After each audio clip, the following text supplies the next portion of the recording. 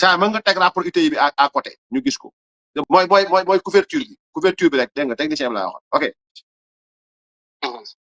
donc troisième point li nga xamante ne moom la ñuy wax mooy que dañuy jaajëfal le président Macky Sall bi nga xamante ne il a eu l'initiative du Sénégal ci li nga xamante ne moom mooy ITIE muy initiative pour la transparence dans les industries extractives. loolu c'est quelque chose boo xamante ne dañ ko war a sant parce que ITIE benn structure mondiale la boo xamante ne kuy bëri dañ ci ne. ba pare moo am ay exigence ak ay li nga xamante ne moom mooy constatation ak recommandation yi muy def.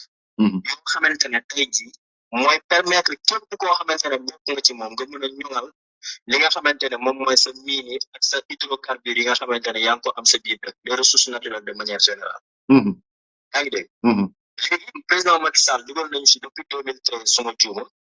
léegi nag ak léegi nii y a eu presque 13 rapports yu génn ou bien 12 rapports ITIE. raison pour laquelle peut-être yenn gars yi jubilé depuis temps yi la passé nga gisoon ne dividende yi dafa yéeg. dañoo comprendre ne c'est à travers l'exécution des recommandations de li nga xamante ne moom mooy ITIE. moo tax tey jii amélioration bi administration bi am que ce soit l'administration fiscale ci wàllum impôt yi ñuy dem jëli ci. ci wàllu confrontation de données yi ñuy def. pour ñenn ñuy def fausse déclaration ak yooyu. moo tax li nga xamante ne moom mooy koomu Sénégal ci lu jëm ci industrie extractive yi. depuis 2014 mu commencé am une tendance haussière. yaa ngi dégg. tendance haussière boobu mën nañ ko commencé depuis 2019 bu la neexee. dans le rapport tu vois nettement que en 2019 on a eu 154 milliards. 2020 nga am 178 milliards. 2021 nga am 217 milliards. 2022 nga am 160. 2023 nga am 363. mais 2024 nga dem ba ci li nga xamante ne moom mooy 447 milliards de revenus. donc xam nga lii li nga xamante ne moom mooy comment s'appelle encore les comment s'appelle encore les recommandations yi nga xamante ne moom la ITIE di jox état du Sénégal moo tax ñu egg ci niveau bii nii. ça dañ ko war a sant ki nga xamante ne moom mooy le président Macky Sall. ça loolu noonu méritam la parce que très tôt au Sénégal ci li nga xamante ne moom mooy transparence ci industrie extractive d'ailleurs transparence boobu noonu dafay coller ak 2016 bi mu dugal ci constitution bi mooy que les ressources naturelles appartiennent au peuple parce que bu njëkk ba bu ñu toppee li nga xamante ne moom mooy constitution bi ressources naturelles yi état moo ko moom. léegi constatation bi nga xamante ne moom la ñuy am mooy que tey bu ñu tollee ci niveau bi c'est parce que dañu commencé aussi exploiter li nga xamante ne moom mooy pétrole bi à partir du 2 juin 2024. dañu commencé woon exploiter pétrole bi nga xamante ne moo nekk Sangomar. pour l'importance nga gis tey ci rapport bi ñu ne la ci wàllum pétrole li ñu jot ci xaalis mu ngi toll ci 79,85 milliards. léegi nag loolu dafa ànd ak li nga xamante ne tey jii moom mooy direction générale des impôts et domaines lam ci liggéey ba am ko ci direction générale des douanes muy liggéey la ci am ci parce que impôts et domaines ñoom ñu ngi ci am 50 milliards. ki nga xamante ne moom mooy direction générale de la douane moom mu ngi am 25 milliards. ak yeneen yi nga xamante ne moom mooy par exemple ay location superficielle yi ay impôts sur le revenu et cetera donc yooyu noonu boo calculer boole ci li nga xamante ne moom mooy xaalis bi ci état du Sénégal ak Petrosen moom moo lay yóbbee ci li nga xamante ne moom mooy 79,85 milliards. nga dem ci mine yi foofu nag moo jël raw gàddu gi parce que mine yi foofu am nañ fa lu toll ci 376 milliards. yaa ngi dégg donc loolu mu nekk lu am solo loo xamante ne c'est une avancée. mais tamit beneen remarque bi mooy am na ci lu toll ci ay environ 21 milliards yoo xamante ne ci ay wala 29 milliards yoo xamante ne ci ay redressement parce que am na ci ay sociétés yoo xam ne peut-être daan nañu def déclarer normalement. li nga xamante ne moom mooy DGID tam ñëw def ay redressement ci ñoom récupérer li nga xamante ne loolu Sénégal ko donc loolu c'est quelque chose à saluer léegi nag dafa am ay points yoo xamante ne ci biir rapport bi aussi dafay laaj ñu taxaw seetlu parce que dafa am ci constatation yi nga xamante ne moom la parce que après peut-être dinañ ñëw ci yeneen aspects techniques comme ni nga ko waxee. waaw ñu taxaw ci recommandation yi nga xamante ne moo ci am. mais avant recommandation yi ñu xool tey jii ñaata lañ produire. en 2024 ñu ngi produire 16 millions 900 barils. 6 millions 905 459 barils loolu mooy li nga xamante ne moom la ñu produire. léegi quantité bi ñu jaay li nga xamante ne moom mooy rigueur bi kii am bi ITIE am bi jël données wu keneen jël données wu keneen pour mën a comparer. bi ñu jëlee données yi nga xamante ne moom mooy état récapitulatif de la production commerciale. boo demee ci page 20 noonu ci suuf di nga gis ne. page 20 ci suuf. di nga gis ne mu ngi ne Petrosen ñu ngi toll li mu jàpp ne loolu la ñu commercialisé quantité bi mu ngi toll ci 14 226 573 barils donc loolu bu ko xaymaa ci xaalis mu nekk 641 milliards. virgule 7. maanaam 641 milliards 787 millions. donc loolu xaalis la. oui pas comme dire. léegi li nga xamante ne aussi moom mooy wàllum comment ça s'appelle encore nii mu ngi générer lu toll ci 1 milliard non 1317 milliards. donc boo boolee ñun ak li nga xamante ne moom mooy pétrole bi on va se retrouver aux environs de presque 1900 milliards yoo xamante ne tey pétrole mine loolu la générer en termes de chiffre d'affaires. léegi nag dafa am feneen foo xamante ne comme li nga gis ci kaw mooy ne 16 millions de barils lañ produire. mais li ñu commercialisé en 2024 Petrosen nee na 14 millions la. mooy cargaison yi génn ngay gis 102 102 103 104 ba 117 xaw ma 18. moom la ñu yemoon en 2024. yaa ngi dégg. léegi nag benn problème moo am.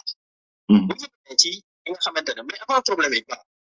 gis nga affaire pétrole ak mine yi li muy indi ci xaalis ñaata laa la wax nee naa la li ñu commercialisé ñoom ñaar boo leen boolee ba ngi toll ci 1900 milliards oui. mais Sénégal est-ce que xam nga ñaari secteurs yi nii 0,7% de l'emploi kese la ñuy jël 0,7% c'est pas le rapport. donc c'est très peu par rapport ak li nga xamante ne moom mooy capacité d'absorption bi mu waroon am ci emploi honnêtement. c'est peu. léegi nag bu ñu demee si recommandation yi. wax la nga am problème. parce que daf ci am benn constatation boo xamante ne moom la mooy que état bi xam nga bu ñuy séddale pétrole bi dafa am li ñuy wax cost oil profit oil. cost oil mooy coût pétrolier c'est-à-dire waa ji li mu investir foofu moo ak Petrosen. léegi gis ne Sangomar fi mu nekk 75% le kii bi di am nu mu tudd comment ça s'appelle encore 75% non 82% yi 75% moom la ñuy génne comme cost oil ci li ñuy jaay. léegi li ci des mooy profit oil. mais ñoom dañu ne bu ñu demee di saytu. recommandation ban page la. recommandation page 32. ok merci allez-y. waaw waaw. pour montrer les exigences wala boo xoolee baax dañ lay bind description de l'exigence. mais cette exigence impose aux États et aux entreprises publiques de divulguer toutes les ventes de la part de production appartenant à l'État. loolu mooy lan mooy que ITIE dafa exiger. ñi nga xamante ne ñoom ñooy entreprise yi ak état bi ñoom ñuy divulguer maanaam ñuy siiwal. ñuy siiwal li nga xamante ne tey jii moom mooy. la ñuy jaay ci pétrole wala ak gaz bi. mais aussi ñu wax ak paaru état du Sénégal ñaata la léegi nag ñoom problème bii dañuy wax. constatation bi ne absence sur la traçabilité de la part de l'État en 2024. mooy c'est-à-dire amul benn traçabilité ci paaru état mu ngi feeñee ci cost oil bi ci profit oil. profit oil pour contractant dañuy am part mooy Petrosen ak ki nga xamante ne moom mooy Woodside état du Sénégal am part foofu noonu ci bénéfice. léegi ñoom nee nañ. paaru état du Sénégal boobu noonu en 2024 kenn bindu ko fenn. sama wax moom ñoo ko wax nee nañ. pour l'année 2024 je dis clairement comme ça ñi ñuy suivre yëpp mën a dégg. voilà même une minute même une minute ma capturé ko ban kii la page 32 ah. waaw exigence numéro 9 bi. exigence numéro 9 waaw. une minute ma capturé ko yónnee ko saa maa ngi ko yónnee sax beneen numéro bi dégg nga voilà donc mi ngi nii xaaral ma capturé ko comme ça ma yónnee ko technicien bi parce que looy wax da nga ci dut baaraam n'est-ce pas. mais que Sénégal moom looy wax ne dut ci baaraam quoi. voilà donc mi ngi nii Mada sa damay romb benn commentaire quoi benn waay di wax si benn post damay wax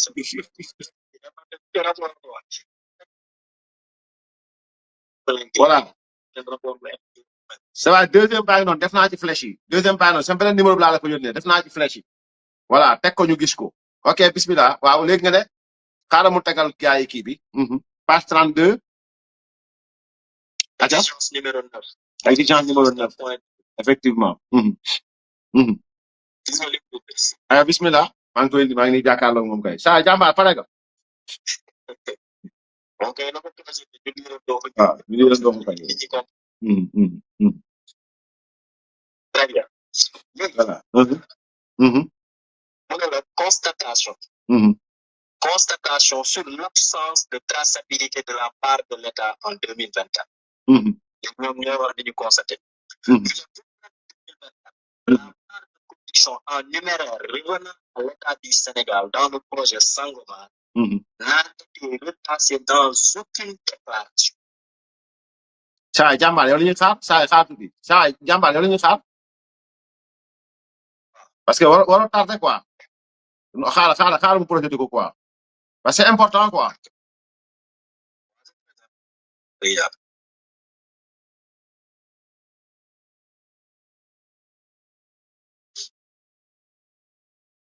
mais dafa lu gaaw ànd ak saa waay ci lecture bi.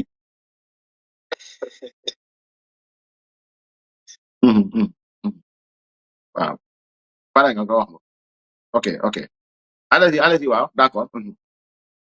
voilà mi ngi noonu zoomé ko fi ñu def flèche noonu fi ñu def flèche ok. ay bismillah Mané. ok donc c'est bon. Constatation sur l'absence de traçabilité de la part de l'État. mooy wax de. Pour l'année 2024. Plus de constatation comme ça ñëpp mën ko lire quoi. zoomé constatation bi sa waay flèche yi foofu nekk noonu zoomé ko mu leer. Très bien. mu ngi leer. très bien. Constatation yi def. mi ngi noonu voilà. La part de production en numéraire revenant à l'État du Sénégal dans le projet Sangomar n'a été retracée dans aucune documentation. Dans les formulaires de Petrosen, les formulaires de Woodside, les rapports d'exécution budgétaire T3, T4, rapport d'exécution budgétaire, les déclarations de la Direction générale de la comptabilité publique et du Trésor, tout le temps, le rapport d'exécution budgétaire. Ça, yégal. C'est bon, continue. L'exécution budgétaire du deuxième trimestre 2025 indique que l'État sur 35,4 milliards pour les 6 premiers mois de 2025, ce qui confirme que la production a bien été commercialisée, mais la part de l'État en 2024 semble ne pas avoir été versée ou n'a pas été comptabilisée ou n'a pas été déclarée. Ñu reprendre wala production kese ngay am foofu reprendre commencé wàcce foofu ñu kii ko waaw sa waay léegi mën nga jënd suuf bi maag sa waay ñu feeñandoo mën nga ko def si digg bi ok mën nga def affaire bi këyit bi si digg bi numéro 9 constaté mooy ITIE mu ne constatation sur l'absence de traçabilité de la part de l'État en 2024. Pour l'année 2024, la part de production en numéraire revenant à l'État du Sénégal dans le projet Sangomar n'a été retracée dans aucune déclaration. N'apparaît ni dans les formulaires de Petrosen, ni dans ceux de Woodside, ni dans les rapports d'exécution budgétaire T3, T4. Léegi nag lañ taxaw foofu ba jaxate rapport d'exécution budgétaire. Le moment loi organique portant loi des finances. Non, pas loi organique portant loi des finances. Moo demee ci la loi sur la redistribution. Li nga xamante ne moom mooy revenu yi ngay am si hydrocarbures daf ne su ma juumul article 32 côté yooyu noonu. Daf ne li nga xamante ne moom mooy revenu wu état. li nga xamante ne moom mooy si affaire pétrole ak gaz paara bi dañ ko war a dugal ci rapport d'exécution budgétaire yi. Loolu c'est une exigence d'ordre légal. ITIE nee na loolu gisuñu ko ci rapport d'exécution T3 ak T4 te fàttaliku leen. En juin 2025. ministère des finances génn woon na fi communiqué baa boo fàttalikoo mu ne. ñoom ñoo def expressément ñoom ñoo def exprès. Retardé li nga xamante ne moom mooy publication rapport d'exécution budgétaire T3 T4 2024 li ma la wax nii en 2025 la de. yaa fàttaliku amoon na retard ci rapport d'exécution budgétaire yooyu ñaar yooyu. Effectivement. ñoom ñoo def mu nekk en retard parce que dafa amoon ay éléments yoo xam ne il fallait que ñu ajusté ko. ñoom lu tax boole wuñ ci biir yi. ok ministère des finances la woon de ah. waaw communiqué la woon mooy fàttaliku communiqué bi fu mu juumul. gis wala le 8 côté yooyu noonu juin la woon 2025. man defoon naa ci poste ma ne ko amoon benn loi bu la permettre yow ngay différer li nga xamante ne moom mooy rapport d'exécution budgétaire. léegi ñu nii mu ne kon feeñul ci benn rapport d'exécution feeñul sax ci déclaration ki nga xamante ne moom mooy direction générale de la comptabilité publique et du trésor foofu nga xamante ne foofu la xaalis bi di duggee ak di génn. part bi état du Sénégal la. pourtant li nga xamante ne moom mooy part état du Sénégal ci 2025 bi ci rapport d'exécution budgétaire du trimestre 2025 gis nañu ngeen bind ne état bi jot na 35,4 milliards ci 6 mois yi nga xamante ne ci la ñu exploité ci 2025 bi exploitation bi ñu def en 2025. ñu ne ñoom loolu moo tax ñuy jàpp ne production boobu noonu jaay nañ ko mais part état du Sénégal bii nii. versé wu ko wala kenn comptabilisé wu ko wala kenn déclaré wu ko. Donc là, je rappelle le communiqué. Dans son communiqué, le ministère des Finances et du Budget a annoncé la décision de différer la publication des rapports relatifs au 4e trimestre 2024 et au 1er trimestre 2025.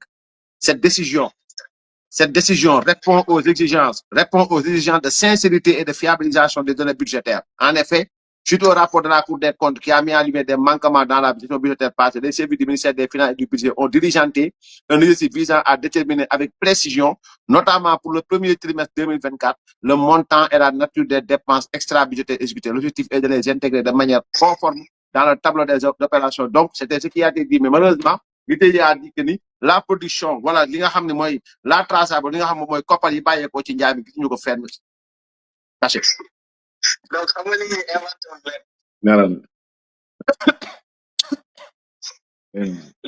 si li nga xamante ne moom mooy action recommandée maanaam. ITIE li mu leen di wax pour ñu def ko. ITIE mu ngi recommandé. Petrosen ak Woodside pour fournir un relevé des ventes de 2024. Inclus calculé, vendu ou stocké.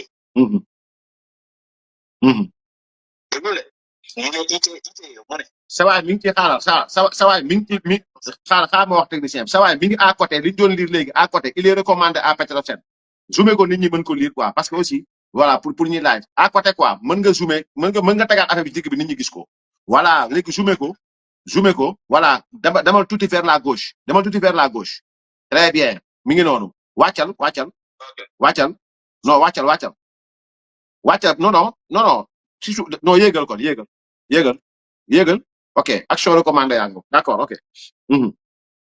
très bien action recommandée.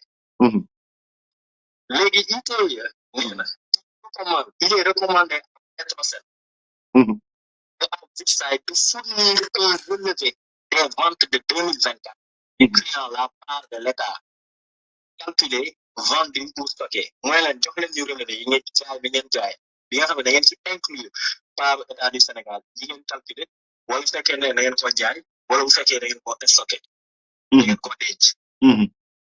Deuxième recommandation ITIE mu ne direction générale de la comptabilité publique devrait également fournir les éclaircissements sur l'absence des recettes en 2024, notamment si la part de l'État a été décalée comptablement, retenue en stock, imputée en 2025 ou non versée.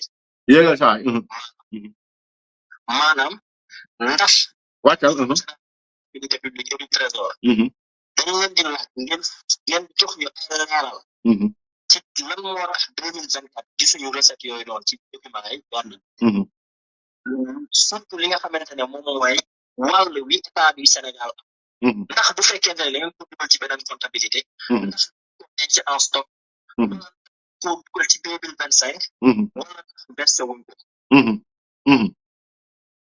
yaa ngi waaw léegi nag pour bii nii dakale comptablement ci kaw peut-être beneen émission dinañ ci ñëw quoi dinañ ci fekk soo xamante ne am na lu toll ci suñu jumul direction générale des douanes am na suñu redressé benn jubsaay la xam 21 milliards mais kii bi ñu ngi ko enregistré directement fële ne nu mu tudd direction générale de la comptabilité publique et du trésor foofu lañ ko enregistré directement mais enregistré wuñ ko fële ne ok xaalis boobu noonu dañ ko imputé ci li nga xamante ne moom mooy budget wu 2023 ndax Cour des comptes boo fàttali ko rapport am bi mu génnoon sur les finances bi dafay tere xaalis boo xamante ne da nga ko prévoir on jot ci 2000 loo engagé woon en 2023 boo ko jotee 2024 nga enregistré ko ci 2024 déedéet da nga koy yóbbu ci 2023 li lu toll ci 21 milliards côté yooyu noonu donc jot na loolu noonu après yéen li ñu joxe comme explication mooy que ne Cour des comptes mooy tere léegi xaalis boo jot 2024 te 2023 nga ko commencé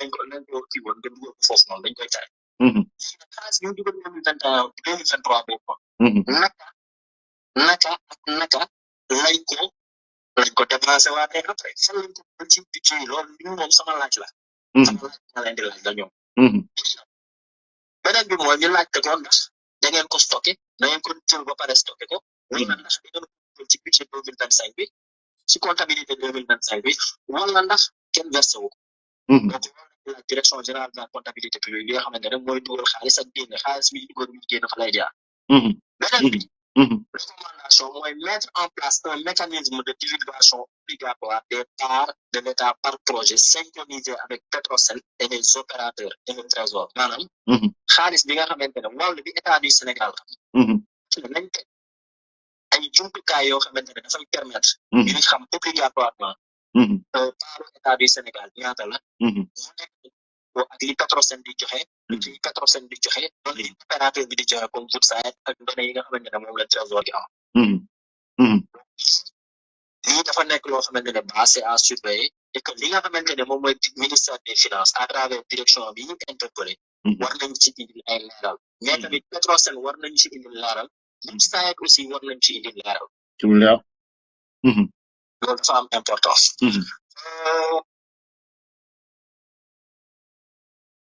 allo allo allo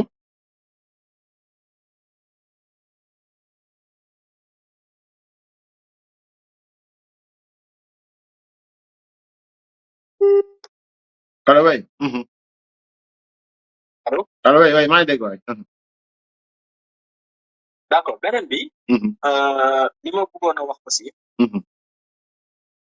li nga xamante ne mooy estimation des exploitations artisanales et à petite échelle maanaam mooy surtout ci wàllu mine ñi nga xamante ne ay exploitation minière yu ndaw lañ yor waa ak yooyu noonu li nga xamante ne moom la ITIE wax mooy que les données sur les exploitations des EMAP mooy exploitation artisanale à petite échelle mu ne n'ont pas été fournis dans le cadre du présent rapport mooy que tey jii mine yu ndawaan yooyu noonu ak yeneen yi nga xam ne ay exploitation yu ndaw la seen li ñu kii kenn dugalu ko ci rapport bi maanaam ñoom jotuñu effectivement li nga xamante ne moom mooy seen données mais yaakaar naa ne li nga xamante ne moom mooy mine yu ndaw yeeg yooyu bëri nañ fi mooy wecc bi sew sewaan yi si xaalis bi nga xamante ne daf koy générer war nañ ko mën a teg ci table bi pour que nit ñi mën a xam mu dugg ci gafaga état du Sénégal loolu tamit c'est quelque chose de très important d'où l'importance après mu ne il est recommandé à l'EMAP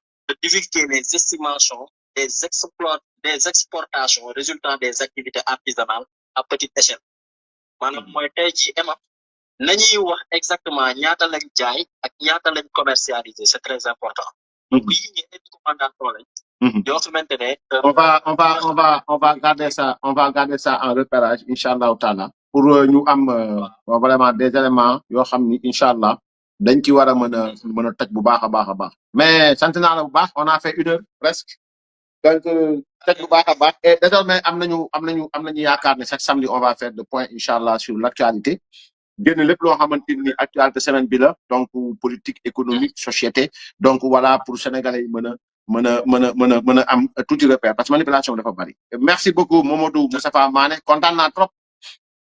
mais ñoo ko bokk grand yow man incha allah ba samedi incha allah mais maa ngi sant aussi di gërëm ñi nga xamante ne ñu ngi doon suivre sa kii bi yëpp. jërëjëf. di leen jox dig daje incha allah fii ak samedi. pour que tey jii ñu mën di décrypter li nga xamante ne effectivement mooy l'actualité continuer xeex bi nga xamante ne moom la ñuy xeex pour la république. et que mu war ñu mën a permettre ñu am Sénégal bi nga xamante ne ñun ñëpp moom lañ bëgg. Inch'Allah. Merci beaucoup, Ba. Merci. Exprimer aussi la plateforme. On est ensemble. Merci beaucoup. Merci Mamadou Moustapha Mané. Vraiment jaajëfal nañ la bu baax a baax et inchallah la prochaine fois on dinañ la boole ak ki nga xam ne aussi mooy le doyen Donald Drabo donc pour au moins ñëwaat ci lépp li nga xamante ni l'exploitation donc rapport ITIE bi voilà donc vraiment ñu Sénégalais yi mën a suivre sant naa la baax a baax Mohamed gërëm lu baax jërëjëf. Merci beaucoup. Merci.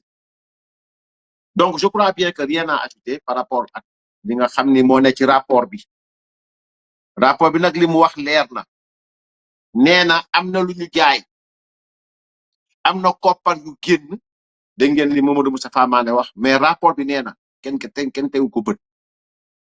Amul fu ñu ko bind.